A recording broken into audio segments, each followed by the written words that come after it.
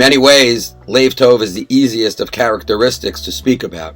Everybody is familiar with the notion of a good heart. Most people desire and aspire to have a good heart.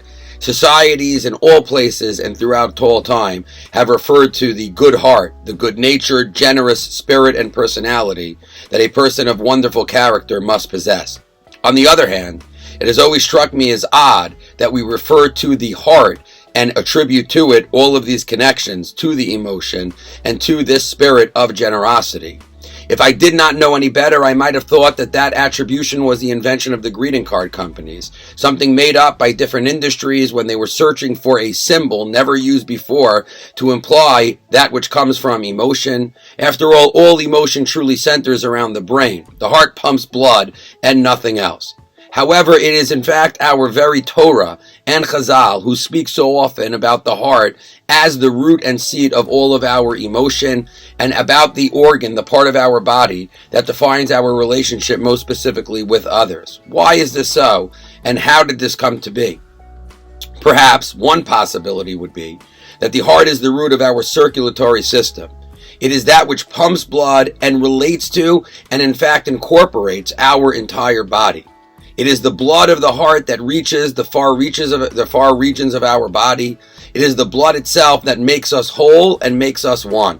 It is true that the brain and the nervous system serve similar functions, but it is truly the heart that does this in the most extreme way. Here you have a solitary organ that is acting on behalf of the entire body as a whole. That would be represented in the person with the Lev Tov, who recognizes his own mitzvos and masim tovim, her own endeavors and acts of goodness and kindness, to be the root of that which makes our entire people and our entire community whole. In a similar way, the heart does represent emotion. While emotion emanates from the brain, we choose a second part of our body, the heart, to represent the emotional side of ourselves.